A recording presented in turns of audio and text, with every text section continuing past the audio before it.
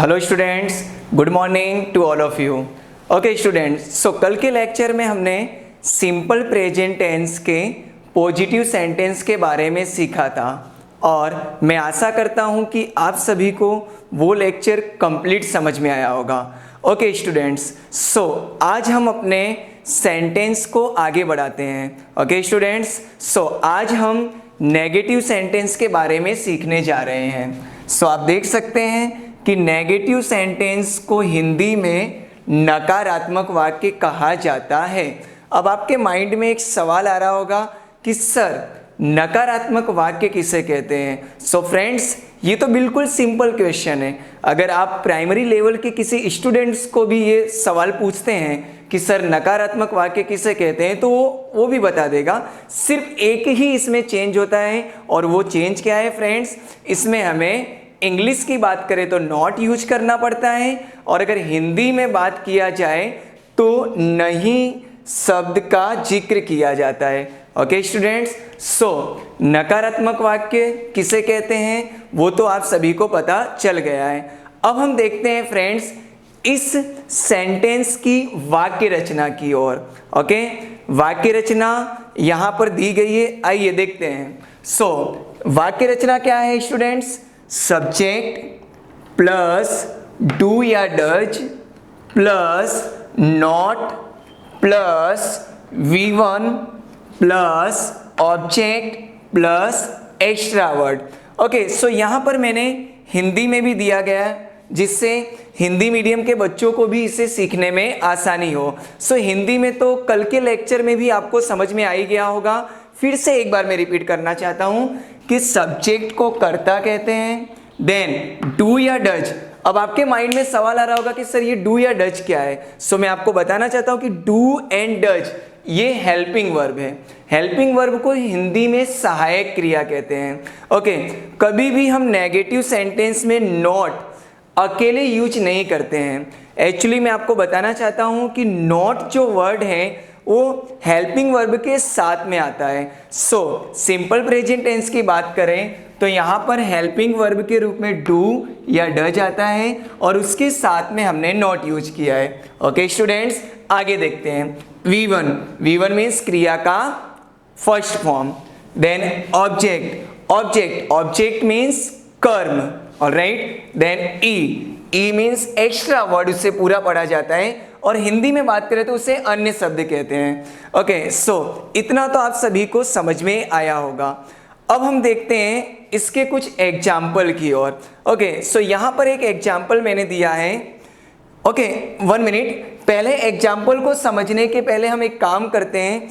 कल मैंने एक लेक्चर में यहाँ पर एक ब्रैकेट्स बनाया था, आप लोगों को याद होगा। उस ब्रैकेट्स में मैंने काइंड्स ऑफ सब्जेक्ट के बारे में बताया था। That means how many kinds of subject? So you all know that there are 2 kinds of subject in English. Okay, what are they? So first is singular subject and second is plural subject. अगर आपसे कोई पूछता है कि sir singular subject कौन कौन से हैं, सो मैंने कल आप सभी को प्रिपेयर कराया था, बट फिर से मैं एक बार रिपीट कर दे रहा हूँ कि सिंगुलर सब्जेक्ट मीन्स उसे हिंदी में एक वचन कर्ता कहते हैं। अब वो कौन कौन से हैं देखते हैं। एक वचन कर्ता means he, she, it, name. Okay students, अब हम बात करते हैं प्लूरल सब्जेक्ट की। सो प्लूरल सब्जेक्ट मीन्स बहुवचन कर्ता, और बहुवचन कर्ता ऐसे एक बार मैंने यहाँ पे दोबारा भी लिखा है। प्लूरल सब्जेक्ट में कौन कौन से आते हैं, I, we, you, they, names. Okay, so ये टॉपिक तो हमें याद रहना चाहिए क्योंकि ये सिंगुलर सब्जेक्ट और प्लूरल सब्जेक्ट की नीड हमें हर टेंस में होगी। सो हमको ये टॉपिक कंप्लीट याद कर लेना है। देखते हैं। सो मैंने आपको कहा कि सेंटेंस सीखने के पहले हम देख लेते हैं कि डू और डज का यूज कहाँ किया जाता है, क्योंकि अगर आप ये नहीं सीखते हैं तो आप सेंटेंस में गलतियां करेंगे। देखते हैं फ्रेंड्स, सबसे पहले हम डू की बात करते हैं। सो दोस्तों, डू या प्लूरल सब्जेक्ट के साथ में यूज होता है। अब प्लूरल सब्जेक्ट क्या है वो तो आपको पता ही है। ओके, नेक्स्ट डज की बात करें। सो डज यह सिंगुलर सब्जेक्ट में यूज किया जाता है। अब सिंगुलर सब्जेक्ट क्या है वो भी आप लोगों को पता है। इन शॉर्ट में ये कहना चाह रहा हूं कि आपको याद ये रखना है कि डू प्लूरल सब्जेक्ट मीन्स बहुवचन कर्ता के साथ और डज सिंगुलर सब्जेक्ट मीन्स एक वचन कर्ता के साथ में यूज होता है। ओके, सो अब हम आगे बढ़ते हैं अपने एग्जाम्पल की ओर। तो एग्जाम्पल क्या दिया गया है देखते हैं फ्रेंड्स। एक एग्जाम्पल मैंने लिख दिया है जिससे आप लोगों को ये नेगेटिव सेंटेंस कंप्लीट समझ में आवे। देखते हैं। सो एग्जाम्पल क्या दिया गया है, राहुल इस कंपनी में काम नहीं करता है। ओके, पहले तो आपको टेंस तो पहचानना आ गया है, वो कल के लेक्चर में हमने सीखा था, वाक्य के अंत में ता है, राइट। तो ये तो आपको कंफर्म पता चल चुका है कि ये सिंपल प्रेजेंट टेंस का वाक्य है।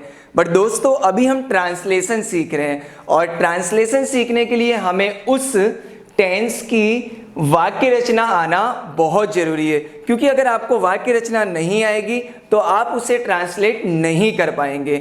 सो ये तो हिंदी में हमने वाक्य देखा, राहुल इस कंपनी में काम नहीं करता है। ओके, सो हमारे नेगेटिव सेंटेंस की वाक्य रचना की ओर चलते हैं हम। सो फ्रेंड्स, ये वाक्य रचना दी गई है।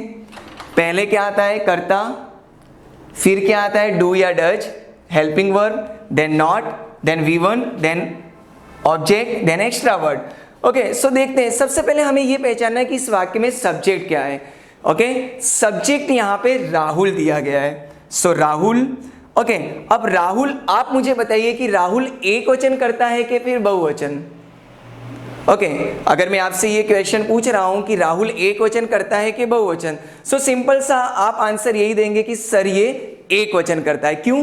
क्योंकि सिंगुलर सब्जेक्ट में नेम, नेम मीन्स कोई भी नाम हो सकता है। सो आप देख सकते हैं कि यहां पर राहुल एक नाम है, और नाम हमेशा सिंगुलर सब्जेक्ट होता है। ओके, सो फ्रेंड्स, मैं आपको यही कहना चाह रहा हूं कि यहां पर राहुल के साथ में डज आएगा, जैसा कि हमने ऊपर टेबल में देखा है।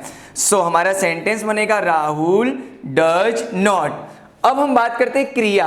क्रिया मीन्स राहुल इस कंपनी में काम नहीं करता है। सो सवाल ये खड़ा होता है कि क्रिया इसमें क्या है। तो क्रिया को पहचानने का बिल्कुल सिंपल सा तरीका है कि कर्ता के द्वारा की जाने वाली किसी भी एक्टिविटी को हम क्रिया कहते हैं। मीन्स हम सभी करता है, I, we, you, they, names, he, she, it. Okay, ये सभी सब्जेक्ट हैं। तो कर्ता जो कुछ भी करता है उसके द्वारा की जाने वाली क्रिया, दैट मीन्स उसे हम वर्ब कहते हैं। समझ रहे हैं आप सभी? और अगर सिंपल शब्दों में कहा जाए फ्रेंड्स, तो हमें ये याद रखना है कि कर्ता के द्वारा की जाने वाली किसी भी एक्टिविटी को क्रिया कहते हैं। बट जैसा कि मैंने आप सभी को बताया था कि एक लेक्चर में आप सभी को इस टॉपिक के ऊपर जरूर रखूंगा, जिसमें हम सब्जेक्ट, वर्ब एंड ऑब्जेक्ट, ये तीन टॉपिक के बारे में डीप में सीखेंगे। बट अभी हम उस टॉपिक